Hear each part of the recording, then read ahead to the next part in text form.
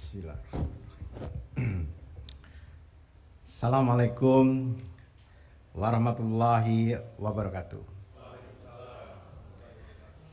Yang saya hormati Ketua Komisi Pemberantasan Korupsi Republik Indonesia, Pak Firly Bahuri. Yang saya hormati Inspektur Jenderal Kementerian Pendidikan yang mewakili Menteri Pendidikan, Ibu Dr. Katarina Mulyana Girsang. Yang saya hormati, ini orang Garut yang tadi sudah mulai bicara gaya-gaya orang Madura, Profesor Dr. Muhammad Ali Ramdhani, selaku Direktur Jenderal Pendidikan Islam yang mewakili Gusmen, Menteri Agama. Dan yang baru hadir tadi Pak Inspektur Jenderal Kementerian Dalam Negeri, Pak Tomsi Thohir Balau yang mewakili Menteri Dalam Negeri, Pak Wawan Padiana. Saya kalau pidato di sini saya khawatir banget itu.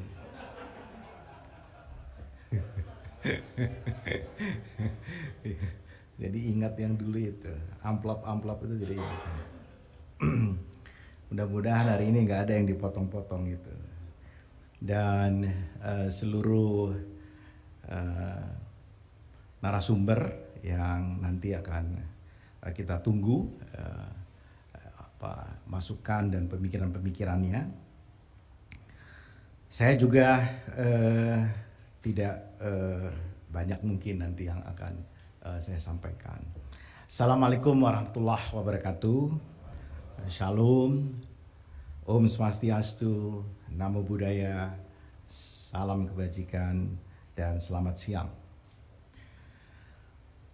Saya ingin mengajak kita semua menaikkan rasa syukur kita kehadirat Allah Subhanahu wa Ta'ala, Tuhan yang Maha Kuasa, sehingga kita bisa hadir pada hari ini.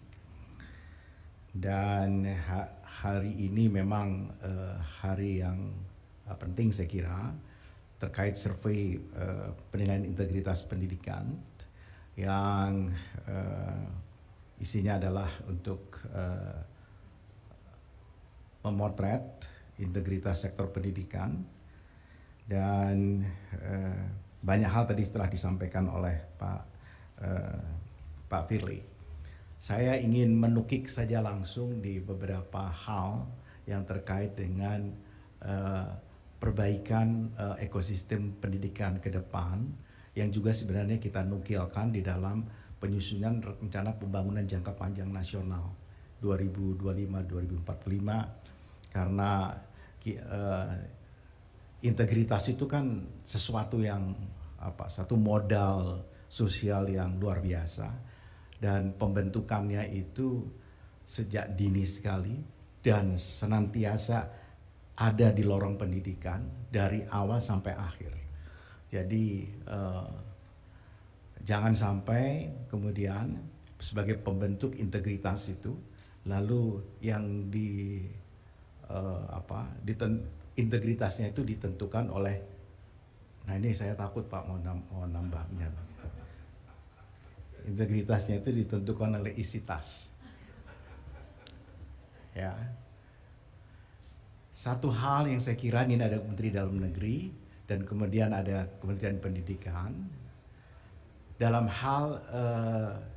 hal untuk memperbaiki sistem. Karena tadi Pak Firly sampaikan, korupsi itu kalau kita sistemnya bagus, insya Allah peluang-peluang itu semakin kecil. Tentu juga harus dengan membangun integritas yang luar biasa, dan itu bukan pekerjaan yang sederhana.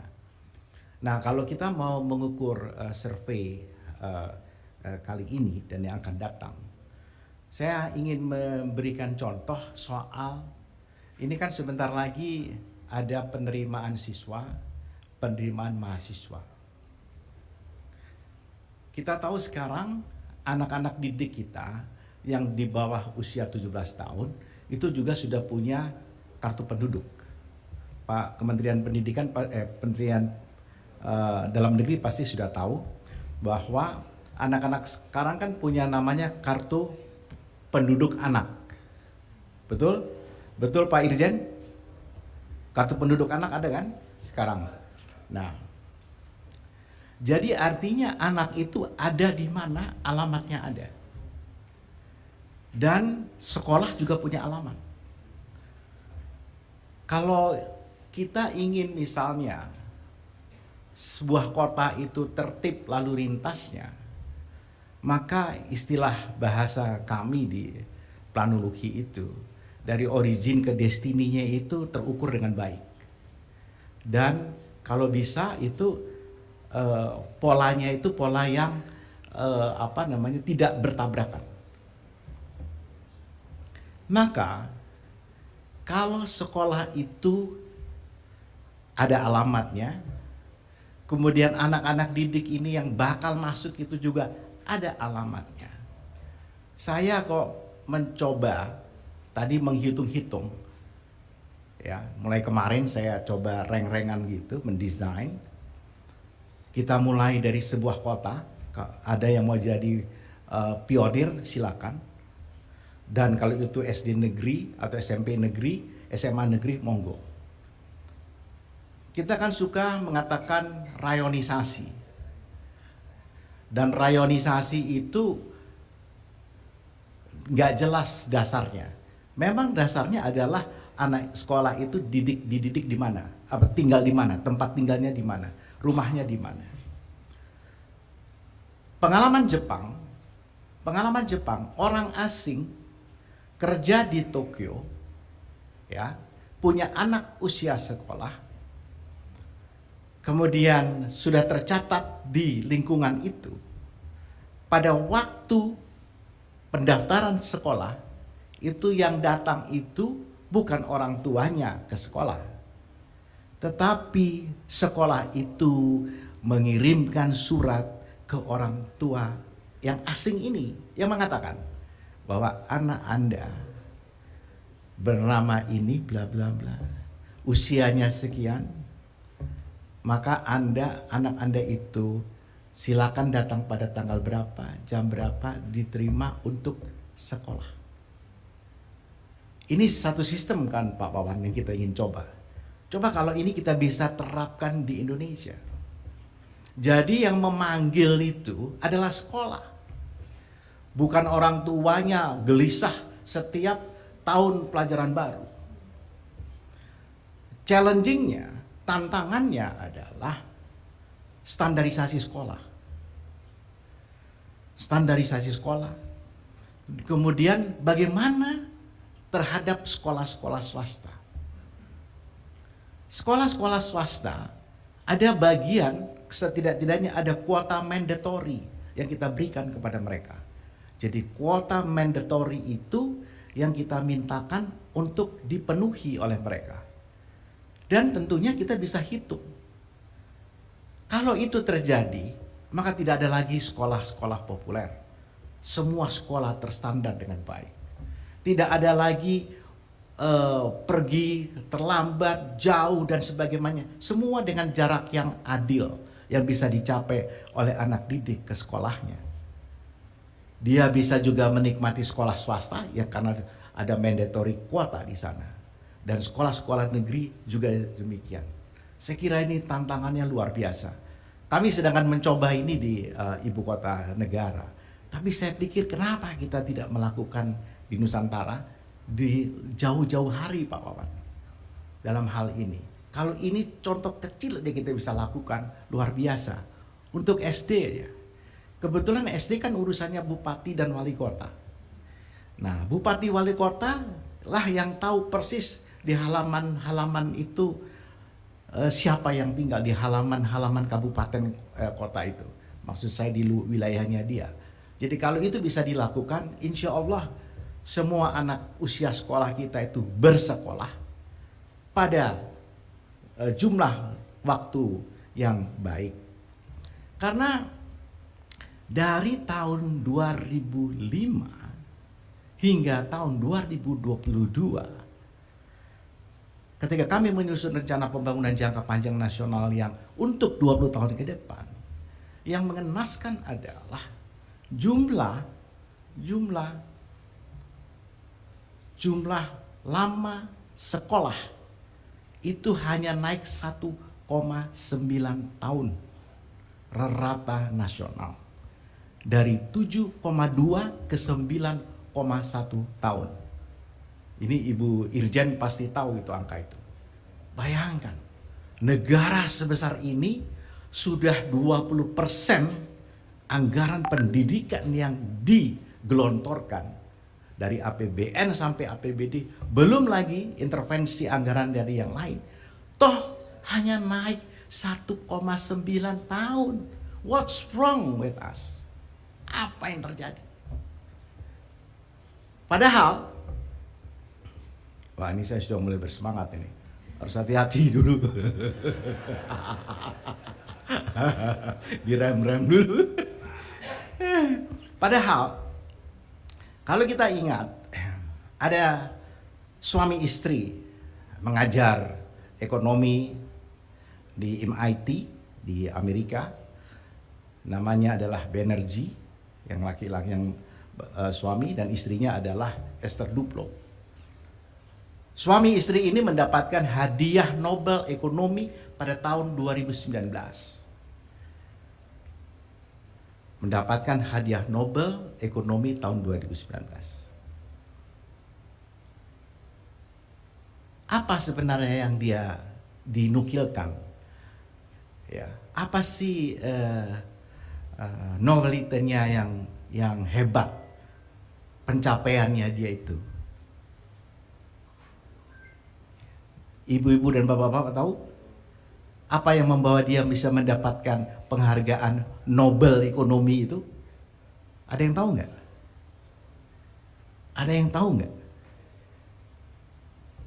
SD Impress di Indonesia.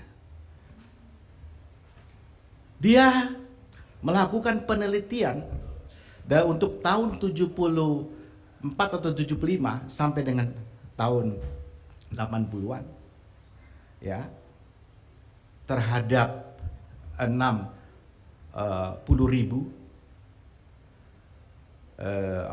SD Impress yang dibangun oleh masa Orde Baru, dan yang menaikkan dari per 10.000 anak usia sekolah SD dari hanya 0,02 ke 0,19. Sedikit sebenarnya, tapi 0,02, 2/100 ke 19/100. Hampir 10 kali lipat. Dan itu mengantarkan di ujung atau di awal reformasi, lama kita sekolah itu rata 6 tahun. Begitu kita masuk reformasi, naik sedikit di 7 tahun. Sekarang dengan luar biasa dana yang kita gelontorkan hanya naik 1,9 tahun. What's wrong with us? Apa yang terjadi?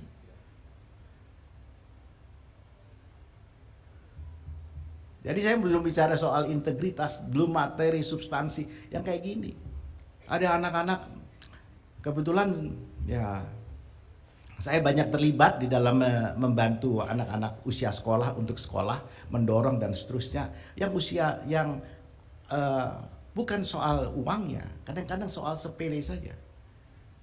Jadi saya mohon itu, kita coba perbaiki dari SD dulu Pak Wawan. Kalau kita perbaiki dari SD seluruh Indonesia, kebetulan dikuasai oleh bupati dan wali kota, saya kira, dan kemudian standarisasinya dari Aceh sampai Papua sama, wah luar biasa Pak. Yang terjadi akan luar biasa. Sekarang kan tidak. Di Jakarta aja sudah beda. Sekolah SD-nya di mana? Ya, cucu saya sekolah SD, belum SD, teman kanak-kanak internasional. Dia sudah belajar bahasa coding. Umur 6 tahun. Ya.